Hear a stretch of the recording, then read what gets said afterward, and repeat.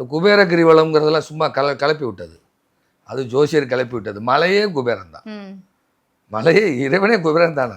அவன் யாருக்கு கொடுக்கணும் என்ன கொடுக்கணும் அவனுக்கு தெரியுமில்ல. நான் உண்மையாக இருந்தேன், அவரை நினச்சேன், வேண்டுனேன். மறு மாதம் என்னுடைய வாழ்க்கை பாதையவே மாற்றி விட்டு போயிட்டார். இது ஏன் சொல்கிறோம் அப்படின்னா, அவர் தான் அப்படி சொல்கிறார். இறைவன் என்பவன் உன் கையில் நீ வந்து இறைவன் கையில் சாட்டை இருக்குது, நீ அதில் ஆளக்கூடிய நூல், அதில் சுற்றக்கூடிய பம்பரம், நீ இப்படி சுற்றுன்னு அவர் சொல்லிட்டு போயிட்டார் ஒரு நாள். ஆனால் அது என் தலையெழுத்தே மாற்றிட்டு போயிடுச்சு. திருவண்ணாமலை வந்து சாதாரணம் கிடையாது. ஆப்போசிட்டில் தான் கிரிவலம் போவோம். எப்போல்லாம் பிரச்சனை தலை தூக்குகிறதோ அப்போல்லாம் ஆப்போசிட்டில் கிரிவலம் போவேன்.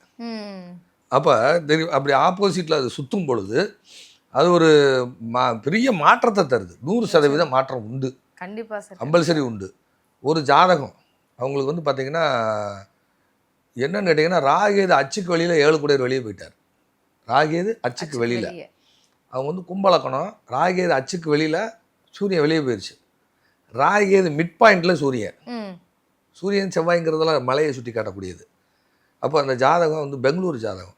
நீங்கள் ஆப்போசிட்டில் ஞாயிற்றுக்கிழமை கிரிவலம் வாங்க, ஆப்போசிட்டில் கிரிவலம் வாங்க, அண்ணாமலையார் சுற்றிட்டு வாங்க. தொடர்ந்து ஒவ்வொரு மாதம் சுற்றுங்க, 7 மாதம் சுற்றுங்க.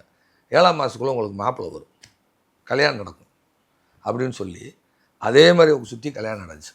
ஓகே சார், இந்த பிரச்சனை அந்த பிரச்சனைன்னு இல்லை, நமக்கு எப்பெல்லாம் பிரச்சனை தலை தூக்குதோ அப்போ ஆப்போசிட்டாக கிரிவலம் வரலாம். அதான் ஒரு மாதம் ஒரு கிழமை.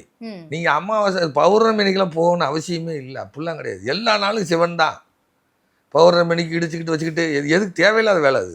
பீஸ்ஃபுல்லாக போயிட்டு அதில் பேன் ஒன்று ஊதுவாங்க வயல் வச்சுக்கிட்டு, அது டிஸ்டர்ப். அது ஒரு கிரிவல பாதை. இது வந்து ஒரு காலத்தில் ரமண மகரிஷி நடந்து போன பாதை. மாபெரும் யோகிகள் அந்த மலையை சுற்றுனது, சுற்று அண்ணாமலை சுற்றுனது. அங்கே வந்து இந்த பீப்பு மாதிரி ஊதிட்டு பேன்னு ஊதிட்டு போவாங்க. அதெல்லாம் எரிச்சலாக இருக்கும்.